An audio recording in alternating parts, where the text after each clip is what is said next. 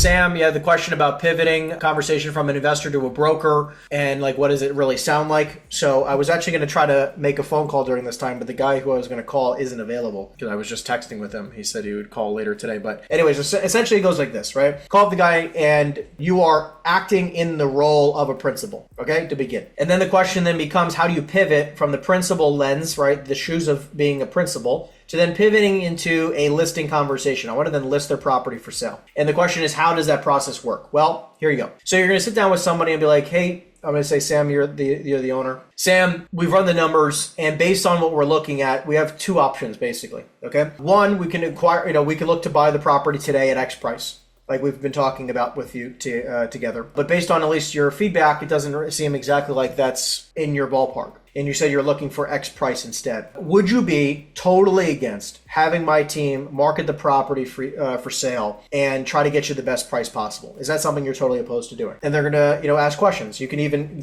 sprinkle in there like, listen, my team and I are some of the, most successful brokers in the local marketplace. Like this is my backyard. I'm a local guy. Blah blah blah. You can upsell it however you want to upsell it that is necessary. But essentially, it's just a quick pivot of like, yes, we can either do this option, or if you just want to clarify, if you are totally against the option of having my team and I market the property for sale for you. And most people, by the way, if you're talking to, think about it. These are mid-range people. There's a lot of mid-range people. Let me explain what I mean by that. That is an individual who, again, is motivated to sell it because they're like saying that like, hey, I would like to still sell my property, but I just want too much money. If they are somebody who owns a lot of property, okay, you're probably not going to get the listing. I'm just going to be honest. Like they're not going to just list a property with, some random investor / broker. Okay, so it is, it's a little bit of a complex dance. But if you're talking to somebody who's 80 years old and would like to sell their property, but you're at $1 million and they want $2 million, and 2 isn't horrible for whatever reason, right? Or $1.5 million, let's say. Keep in mind that you have the ability right now, if you're going to pivot into the lens, the shoes of the broker, somebody who owns one property and they're 80 years old might be more open to the idea of having you market that property for sale. But if that person, like, I work with some, incredibly successful guys, and if you come across a very successful investor who's 42 years old and owns $300 million worth of real estate, trying to pitch him a listing is probably not going to go well, right? If you're already in the shoes of an investor, because he probably has broker relationships. Like, why would he list it with you over the other 72 brokers he's done deals with in the past? Just understand and pick your spots. Also, by the way, if you're working with a very, large company, realize that you're, going the route of the investor. I would pivot in situations like that. Like if I'm talking to a guy, like in the past, I've talked to people where they have like an $80 million portfolio. Like we were working on a multifamily portfolio. Seller wanted $100 million and we were at $80 million. When they first brought this deal to me and we talked about the size and scope of the deal, I immediately pivoted, okay, which I think is probably a smarter way to handle these types of situations, is that I immediately pivoted to a broker. I was like, honestly, look, I run a successful brokerage team. A commercial real estate brokerage team. We're some of the best in the state. I have some of the highest quality buyers in the area. The individual who will buy your property, I guarantee you, is on our VIP list. People that we're in constant contact with.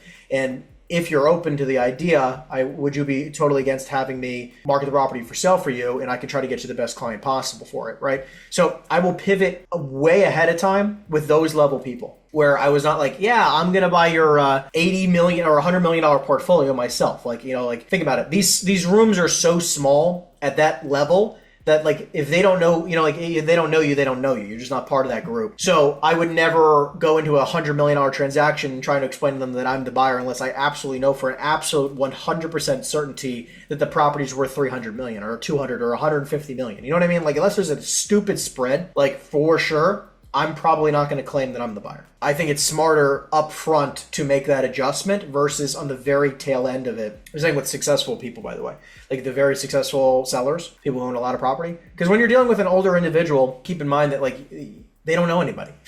Right? They probably would have sold it already if they knew somebody, right? Having the ability, like, listen, like I'm also a real estate agent in the area and, we do a great job for a lot of local owners like yourself. Would you be totally against having me and my team take care of this and market the property for you and try to get you the best price possible? That script is very simplistic when you're dealing with that type of individual, but it's more so when you're dealing with very successful people. You're typically going to be shot down a large percentage of the time. So just be careful of what side of the aisle, what lens you're coming from, right? What shoes are you wearing and how's that perception look? Anyways, I hope I answered that question. Next, Jose, I think this is yours. Henry, I have a couple questions regarding land sales. I have an investor wanting to purchase land and develop commercial properties. I'm meeting with them tomorrow. I don't have any details other than that they know what the land they want. They know the land that they want to purchase. They know it has appropriate zoning and have lending figured out already. I'm just not quite sure what questions or details I should be asking for. So just to clarify, it sounds like you have a buyer who already knows the piece of property they want and they have everything else lined up. Like now you just have to call that. Is it for sale? Listed for sale? It's listed for sale. It's here in Central Florida in Kissimmee. Okay. It's actually sent an email earlier, so that's probably going to be repetitive. They're wanting 4.3 for it. They used to have a hotel back in the day that was knocked down and made it to a school, and that was knocked down. So the land is basically cleared. So they're wanting to. They have their plans to develop it. I mean, it's not going to require too much construction because they're kind of trying to do like a project here in Florida and other states where they're going to have kind of like a recreational food truck type of, I guess, area, right? A park. But, the land's been on there it's been posted or listed. It's actually listed on the MLS for about 266 days, and they listed it for 4.3 million. What does your buyer want to offer? At this point, I asked them that yesterday when I met with them, and they weren't quite sure. They were just going. They were working with the previous broker that told them they didn't want to even try to negotiate a price. They just told them to offer them the full price. Okay. So at this point, I just wanted kind of to see what your opinion was on it. So land is funny. Okay, land is funny. Essentially, the entirety of the value of the land is what can be built, and then you kind of have to back out the numbers from there. So if let's just say, and obviously it's in the eyes of the beholder, right? If some people think that they can get approved, a hotel or 300 unit apartment units or, a huge warehouse or whatever it is, right? Like whatever they think they can get built there and approved and then occupied and rented, then you have that future value. And then you kind of do some backwards math of saying like, okay, how much is it going to cost me to build? What is my holding cost? And then what is my margin from there, which I then have to fit in my margin of buying the land and profit. So it's like, okay, got it. Then it gives me an idea of like, okay, let's just say on this property, we know that there's only $5 million in profit possibly based on what I want to buy, okay, and build, and I probably can get approvals for. It's only $5 million. Now, if there's only $5 million in potential profit, I don't want to spend 4.2 or 3 of it on the land. That's silly. So it's like, we would probably want to offer $2 million for the land, and then have the potential of making $3 million. So, you kind of have to back out some numbers there. But other than that, I would definitely recommend that you're looking at this from the lens of the offer, whatever the buyer wants to do, you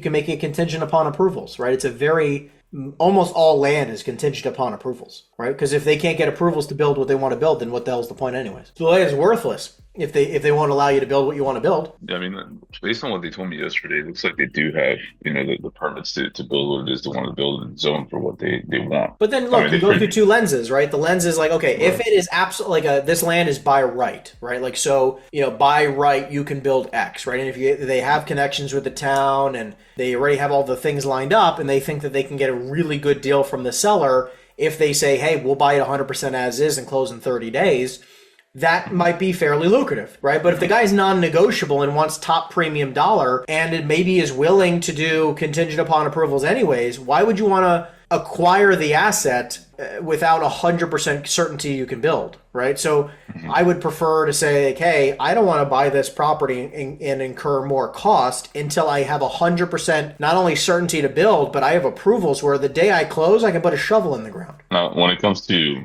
I guess, the due diligence period, they were mentioning yesterday about asking for like almost 6 months worth of time before very normal for due diligence, right? In order to get everything set and squared away.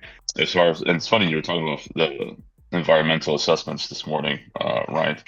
In this case, would you run a phase 1 on the lot? 100%. Like in that case, every single property I buy, phase 1. Right.